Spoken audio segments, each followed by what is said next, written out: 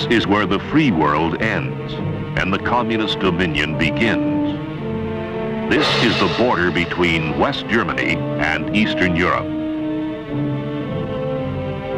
Here is where Winston Churchill's simile of the Iron Curtain is made terrifyingly real. Hundreds of miles of high steel fence along the boundaries of East Germany and Czechoslovakia. It is from somewhere behind this steel barrier that attack would come should the communists employ armed force to press their dream of world domination. So it is that men of the United States Army patrol the roads along the fence, on watch, day and night, keeping their vigil in the air as well as on the ground. Reports flow back constantly to 2 United States cavalry regiments that are poised along the border of West Germany, ready to hurl themselves at the foe should invasion come, determined to slow his advance until the free world deploys its armed might. For this is the frontier of freedom.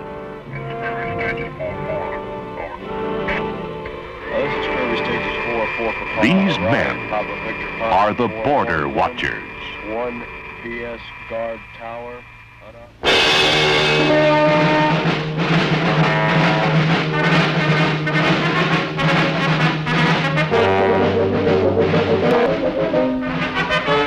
One of the most honored unit insignias in the United States Army is the regimental crest of the 2nd Armored Cavalry Regiment, serving its country since 1836. Today, its motto, toujours prêt, always ready, is more significant than ever, as the men who wear it carry their vigil into the skies. That is Czechoslovakia in the distance, occupied by armies of the Soviet Union, a totalitarian power that has used armed force to dominate its neighbors. It is lush countryside, a landscape painter's delight. Massive castles frown over sunny fields and dark forests. The red tiled roofs of ancient towns gleam like illustrations from a medieval storybook. Rolling meadowlands, fertile soil for wheat and other crops, breathe a tranquil peace. Only the frontier fence mars the pastoral scene. It runs like an ugly scar interminably across meadowland and valley. Ominous watchtowers link it at regular intervals.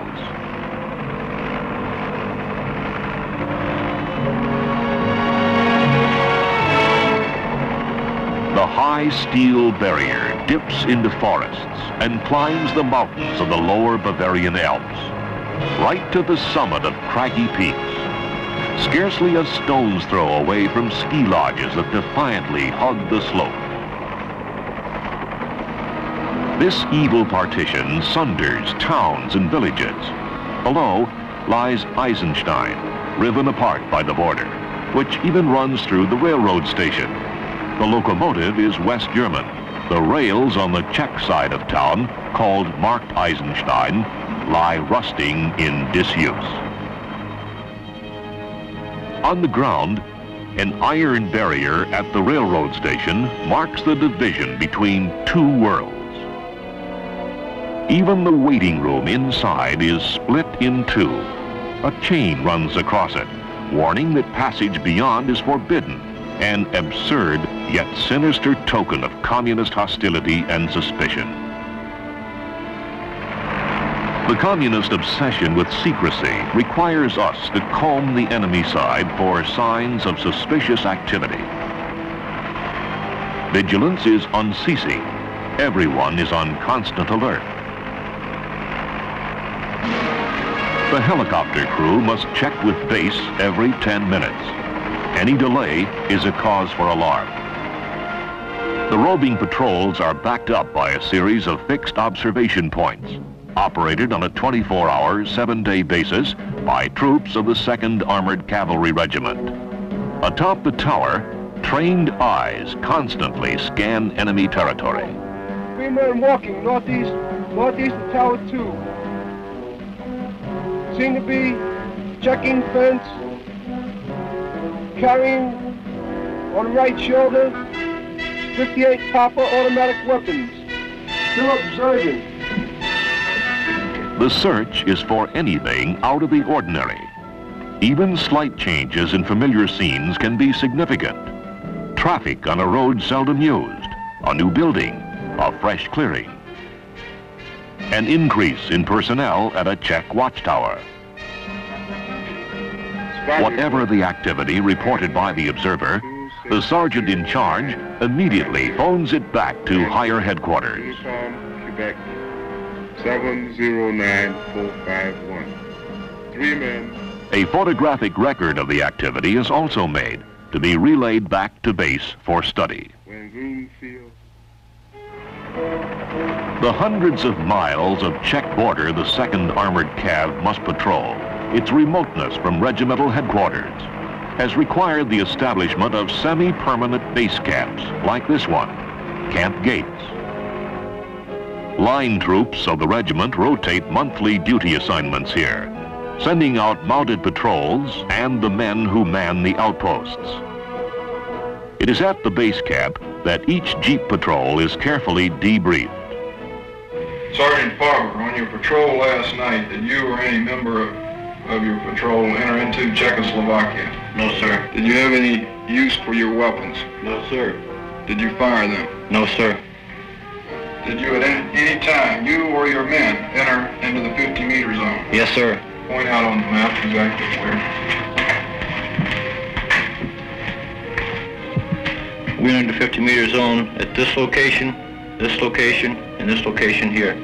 Were any of these points outside of your normal patrol route? No, sir. Then would you go into more detail on those personnel carriers which you spotted last night? Yes, sir. There were 13 personnel carriers, AT-64s at this location, loading on flat cars. There was approximately 30 men with them. About a platoon then? Yes, sir. Could you tell whether or not they were Czech or Russian carriers? It was difficult to tell, sir, but I'm pretty sure they was Czechoslovakian. Very good. Thank you, Sergeant. Yes, sir. Cavalry means movement, and the border watchers must be ready to roll day or night. This constant readiness demands the highest quality of maintenance. The mechanics of the 2nd Cav perform prodigies of labor to keep equipment operational. The same sense of urgency motivates signal technicians. Operational standards are rigidly maintained by inspection teams from higher headquarters.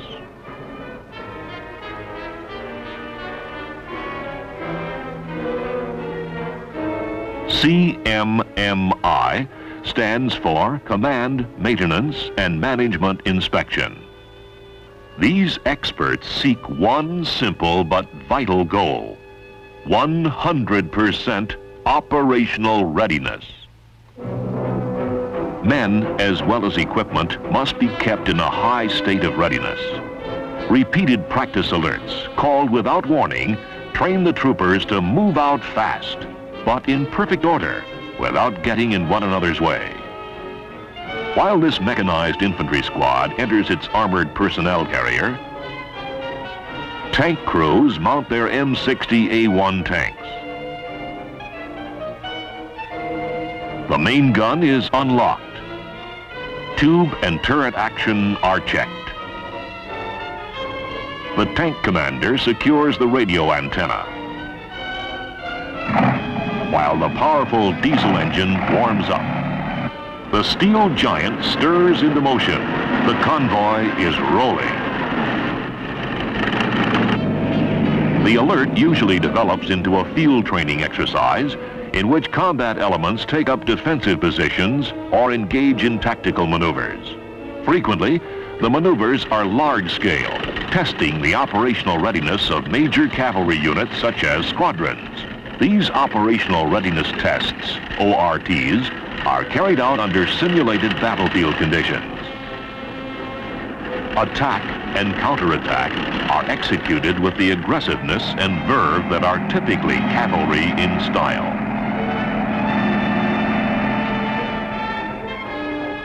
The maneuvers are often joined by West German paramilitary troops whose job is border defense. They are called Bundesgrenzschutz, BGS for short. Here, they are acting as enemy soldiers, a role they frequently reverse with their American allies. Although live ammunition is not used, the mock skirmish is fought in deadly earnest. More than skill in skirmishing is at stake.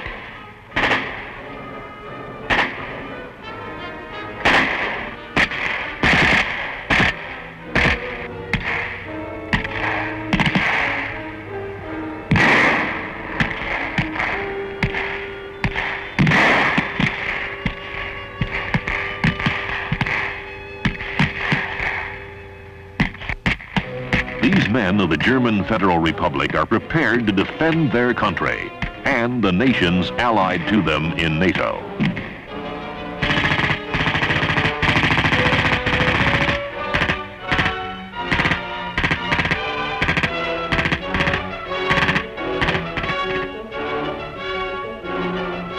The performance of American troops is evaluated by umpires who roam the maneuver area.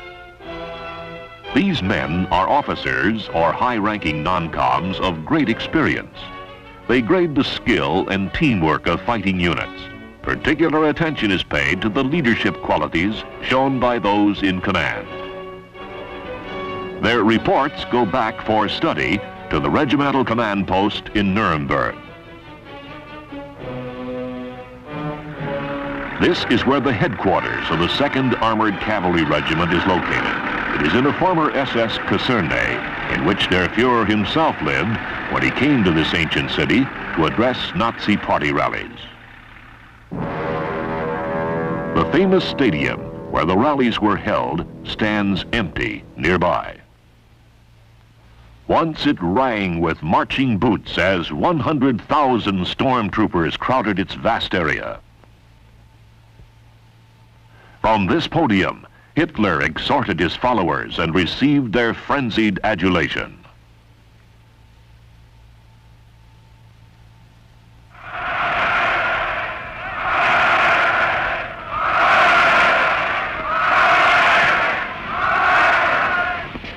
So wie dieser Block hier und sie wird in Deutschland durch nichts zerbrochen.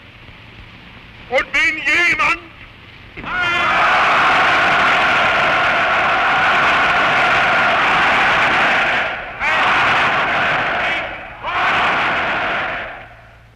in disuse since the Nazi downfall, the stadium today is a bleak expanse of quiet desolation, a grim reminder of how fleeting are dreams of martial glory and world conquest.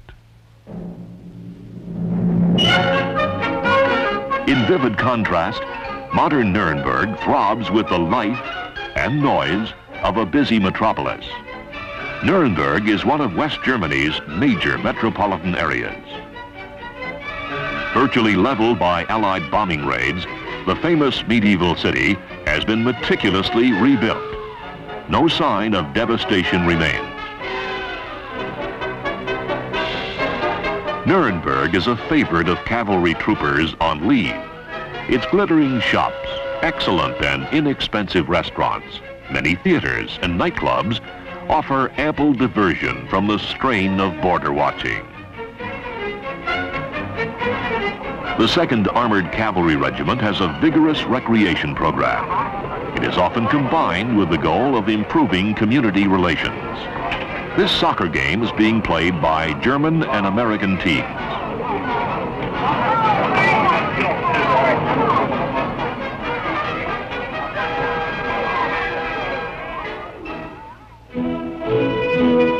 Sharing the border watch with the 2nd Cav is the 14th Armored Cavalry Regiment. It patrols a shorter stretch of border along East Germany, running north. The northernmost section of the border is manned by British troops. Headquarters of the 14th is at Fulda.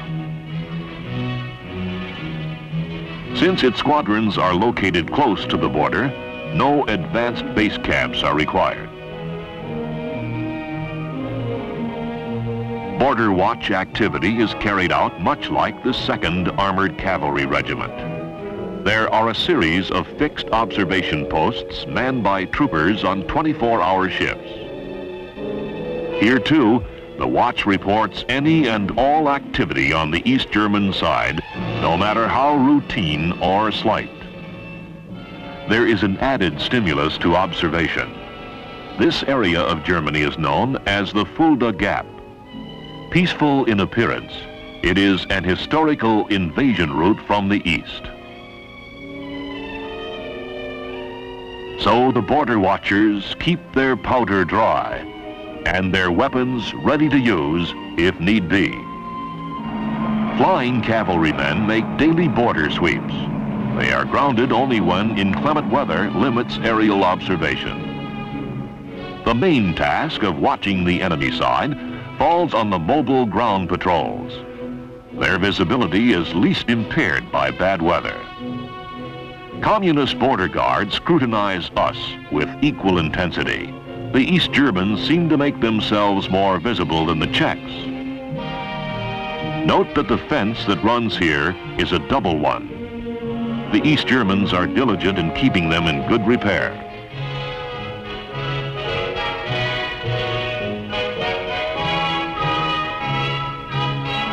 They also conduct surveillance from the air.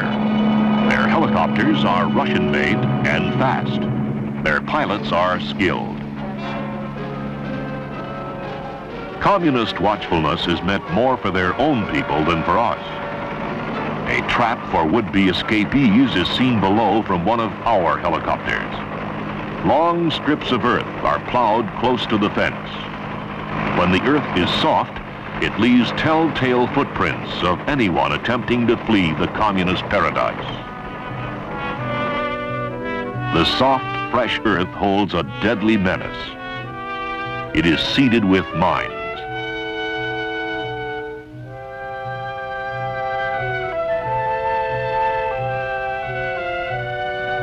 The warning sign is ours. Concrete bunkers crop up at intervals. They are sited so as to command a wide field of fire along the fence. The striped border markers bring a slight touch of color relief to the grim scene.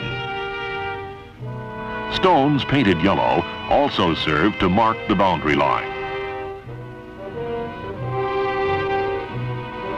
One of the grotesque results of the division between East and West Germany is this house that straddles the boundary line. Its occupants abandoned the part on East German territory and live only on the West German side. There are a few authorized openings in the East German barrier. This is a legal crossing, a customs station through which flows a meager amount of traffic from the two Germanies. The men crossing to check the automobile are West German. One is a Zollner, a customs official. The other is a member of the German border troops, the BGS. Guten Tag, wie geht's? Danke. Gut. I'm Taylor. This is Lieutenant Shin from Unfair BGS. I'm Taylor from Fulda. The West Germans patrol their border jointly with the U.S. cavalrymen. They make contact frequently to exchange information. Area 109 over to Theobaldstadt and then to 107 where we're presently located. Good. I have been from here to Habels, to Newsforts, to Gunther's, and then to here. An American sergeant is doing the interpreting. Selbe Zweiten den Sie hat gefahren. Aber der Tag von diesen Ecke über Habel, Nordschweiz und Gunther's bis hier am Anhausen, wo wir sind jetzt. Ne? Ja, danke. Wir haben bis jetzt diese Beobachtungen gemacht, die ich Ihnen hier... Guten Tag, ich glaube, wir kennen uns noch nicht. Ich bin Feldwebel Stoff. Seit wann sind Sie hier? Guten Tag, ich glaube, wir kennen uns noch nicht. Ich bin Feldwebel Stoff. The 14th Armored Cavalry Regiment has been promoting German language classes among its troops with great success. Ich heiße Klein. How about my zwei Bundesgrenzschutz? Es freut mich. Rauchen Sie? Es freut mich. Rauchen Sie? Es 3 weeks of classroom courses teach basic conversational German. It is supplemented by a special vocabulary of military and border watching terms. In the 4th week, Americans and Germans go on joint patrol. To promote speaking proficiency and mutual understanding, German and American Border Patrol units live and eat together. So, meine Herren, hier sehen wir den Richtauftakt vom Granatwerfer 81 mm. Wir können diese Seite verdrehen, einmal nach rechts und einmal nach links. The Americans also attend courses in German on weapons used by the Bundesgrenzschutz.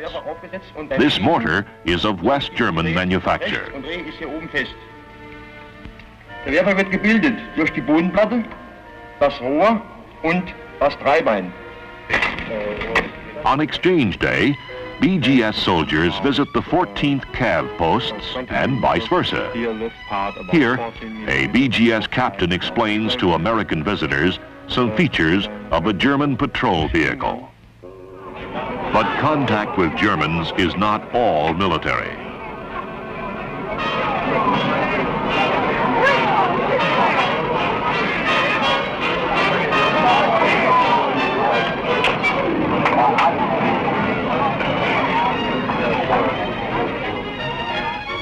Social relationships are encouraged by both forces.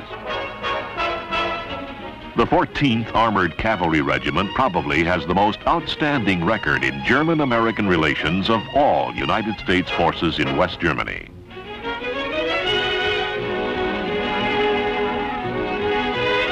This sustained effort to cultivate friendship reaches deep into German civilian life. A popular activity is a week on the farm, during which cavalrymen help out in spring planting or fall harvesting. Preference is given to farms in the border vicinity. The cavalrymen also have a highly successful emissary of goodwill in their band. The band travels throughout the 14th Cav area, giving enormously popular concerts, participating in holiday celebrations and ceremonial affairs. These acts of friendship are strongly appreciated and reciprocated by the local Germans.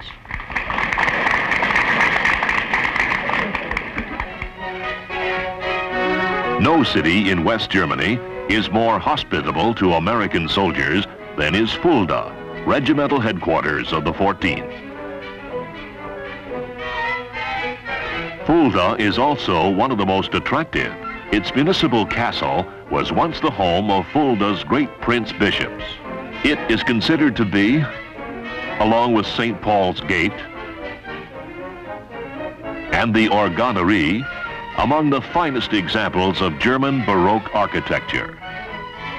The magnificent St. Boniface Cathedral is an international shrine since it houses the bones of St. Boniface. In stark contrast is this modernistic church. Parts of Fulda have a decidedly modern look. This is University Square, named after its centuries-old center of higher learning. The charm of Fulda and the friendliness of its citizens, that's the Lord Mayor addressing his people, is cherished by the 14th Cavalrymen. The bond is strengthened by a common awareness that the hostile border lies close by. That is why the 14th is in constant combat training.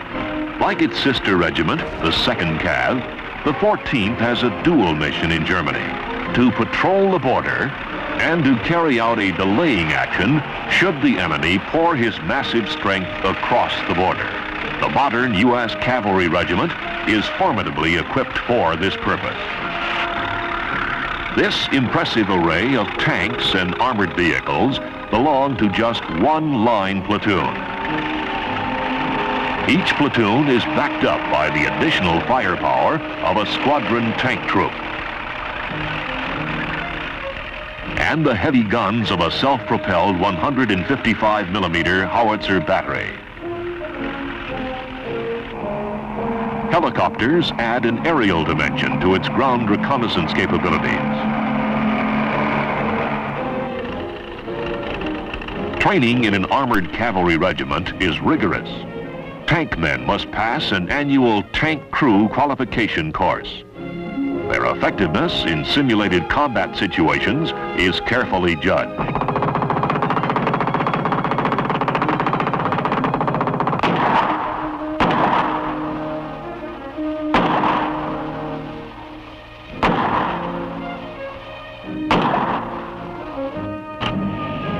The cavalry's foot soldiers must also undergo strenuous tests in what is known as MISPIC, Mechanized Infantry Squad Proficiency Course.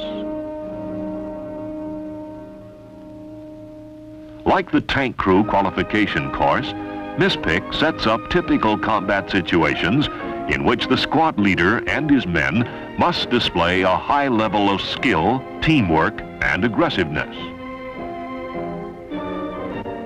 Howitzer batteries and 4.2 mortar crews must also pass annual qualification tests.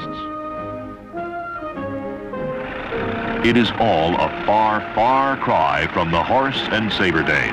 The cavalry steeds are of iron now and have even taken wing, like Pegasus. The thunder of horses' hooves has given way to the clank of tread and the beat of rotor blades. But the spirit of the past still rides with the 2nd and 14th Armored Cavalry Regiments. The cavalryman's traditional dash and boldness, his fierce pride in the battle history of his regiment, burn as strong as ever. The 2nd Cav, which fought valiantly in almost all of America's historic wars.